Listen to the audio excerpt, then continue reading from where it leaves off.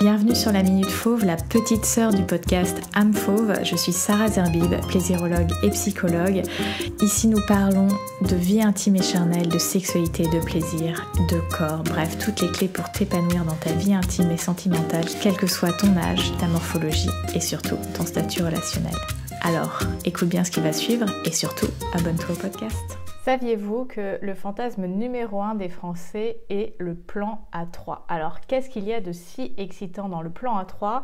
Et finalement, comment faire de ce fantasme une possible réalité ? C'est un des fantasmes numéro 1 des Français. Il est très présent chez les hommes, un petit peu moins présent chez les femmes, mais il n'y a pas un écart énorme. Alors, ce qui est excitant dans le plan A3, c'est justement cette multiplication des partenaires, des combinaisons, et aussi le fait que lorsqu'on est dans cette étreinte charnelle, eh bien, on en vient à perdre un petit peu les limites de son corps. Donc, c'est effectivement très excitant. Et puis, il y a en plus ce côté un petit peu voyeur qui s'ajoute à l'équation.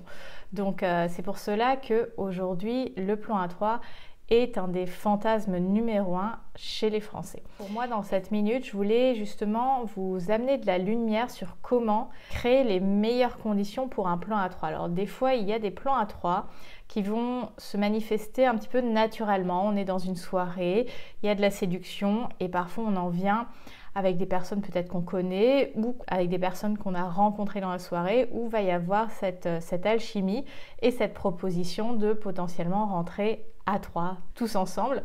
Et puis, il y a des personnes, surtout maintenant avec l'avènement des applis de rencontres, il y a de plus en plus aussi de sites libertins, des personnes qui vont être dans une démarche active pour assouvir ce fantasme. Et les points essentiels pour créer les bonnes conditions à la réalisation de ce fantasme, le premier, sans surprise, c'est vraiment le consentement. Je vais te partager une petite anecdote. Moi, il m'est arrivé une fois une situation où on avait eu un échange avec un date et il me dit « Ah bah ça, c'est un de mes fantasmes » et je lui dis « Bon bah ok », donc j'étais consentante, sauf que la manière dont il a organisé le truc, c'est que je ne savais pas que l'autre femme serait là alors que je devais le voir. Donc là, il y avait eu un moment vraiment déjà de maladresse, il n'y avait pas eu une communication suffisamment claire dans cette situation et donc pour moi, c'est hyper important que ce soit dans une soirée où ça vient à glisser versus quelque chose qu'on organise avec un date ou bien une partenaire. C'est vraiment une communication claire, un consentement clair. Et aussi, je pense que c'est important de se le verbaliser que s'il y a quoi que ce soit où on n'est pas à l'aise, on peut stopper. C'est une évidence, mais je pense que c'est important aussi de se le dire oralement quand on est tous les trois ensemble parce que ça permet de se rassurer et de créer un contexte où il y a de la bienveillance, où il y a la possibilité de dire stop en fait. Il devrait y avoir ce contexte à chaque fois, mais je pense que c'est important d'y mettre d'autant plus l'accent quand on est à 3 parce que finalement, quand on est dans cette interaction à 3, le point le plus challengeant, c'est de faire en sorte que la troisième personne, parce que généralement un rapport s'organise à 2, la troisième personne ou une des 3 personnes ne se sente pas exclue du rapport. Et ça, effectivement, surtout quand on entre dans la partie potentiellement pénétrative du rapport, c'est un petit peu plus difficile. Donc je pense que c'est important vraiment de communiquer clairement sur les envies, les attentes, les limites, ce qu'on ne veut absolument pas faire peut-être avant un rapport à 3, ce qui nous est nécessaire.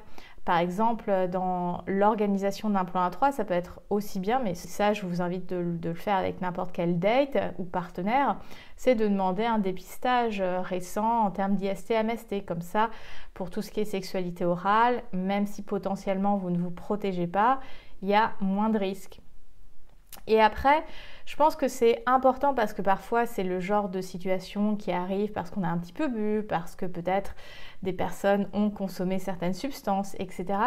Je pense que c'est important de garder un discernement parce que le consentement, il est aussi concomitant au fait d'avoir tous ces moyens pour penser, répondre, agir. Et donc, si vous sentez une des personnes peut-être un petit peu trop alcoolisée, de lever le pied parce que peut-être c'est quelque chose qu'elle va regretter. Même si on dit oui sous l'emprise de l'alcool, est-ce que je dirais oui en étant sobre? Donc c'est vraiment d'avoir cette vigilance autour du consentement, de la communication. Et pour créer ce côté justement très excitant dans cette mêlée des corps, c'est d'être dans un partage, dans cette séduction, dans ce jeu de regard, peut-être de se verbaliser, ah bah tiens, j'ai envie que tu me fasses ça, ah bah tiens, rapproche-toi ici. En fait, c'est vraiment d'être dans cette démarche inclusive des deux partenaires que je vais avoir. Et ça, c'est possible que dès lors qu'il y a de la parole, dès lors qu'il y a de la communication. En fait, c'est un des éléments clés pour n'importe quel rapport sexuel que d'avoir cette communication. Et quand on est 2, 3, 4, plus de partenaires, c'est important d'avoir cette communication en amont si on prépare le rapport, si c'est un fantasme anticipé, pendant la soirée ou autre, pendant le rapport en tant que tel, parce que c'est effectivement en s'assurant que tout le monde va bien, que je peux mettre ma main ici, que je peux embrasser la personne là, que les choses vont être plus fluides et créer ce contexte de sécurité, mais à la fois d'excitation parce qu'on est dans la verbalisation, l'anticipation de ce qui est en train de se passer.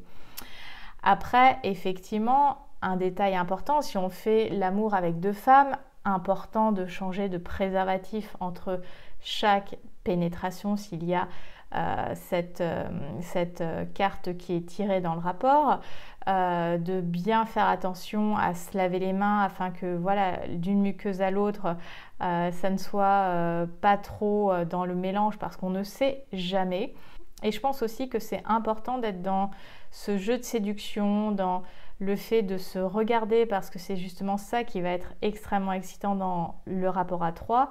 C'est que quand une personne va être un petit peu le centre de l'attention et que les deux partenaires l'embrassent, la caressent, etc., c'est d'avoir un petit peu ce côté de connivence entre les deux protagonistes qui procurent les caresses, les baisers, etc. C'est ça qui vient créer cette connexion dans le moment, qui crée l'excitation et qui vient aussi ajouter la notion de jeu ultra érotique dans le moment. Je pense aussi, comme dans n'importe quel rapport, la lenteur est aussi très importante quand on a ces rapports à plusieurs parce que ça permet de laisser de l'espace à la fois à la communication, à la fois des uns, des unes, des autres et aussi de se dire en fait on a des respirations, on a des temps un petit peu de pause où on peut assimiler ce qui est en train de se passer parce que plus on est dans cette interaction à plusieurs et plus il y a de sensations. Et donc, à un moment, ça peut être trop pour notre tête et il va se dire mais qu'est-ce qui est en train de se passer? Donc, je pense que les clés, ça va être vraiment de la communication, s'assurer du consentement, mais vraiment tout du long, mais comme dans n'importe quel rapport, s'amuser dans ce jeu de séduction, dans ce jeu érotique, être dans la connexion des regards, voir la synchronisation de certains mouvements et puis de créer ce ralentissement en fait pour vraiment être dans l'appréciation de ce qui est en train de se passer. Alors voilà un petit peu les grandes lignes que je voulais vous partager autour de ce fantasme du plan A3. Si vous avez des questions, n'hésitez pas et je ferai un autre épisode du podcast, le podcast sous son format long autour de la sexualité à plusieurs, autour des couples libres, du polyamour. Donc n'hésitez pas à me laisser toutes vos questions dans les commentaires de cet épisode. Et puis je vais vous laisser avec cet imaginaire, ces fantasmes autour de la sexualité à plusieurs. Je vous souhaite une excellente journée. Vos versions fauves et surtout rugissez de plaisir. Bye!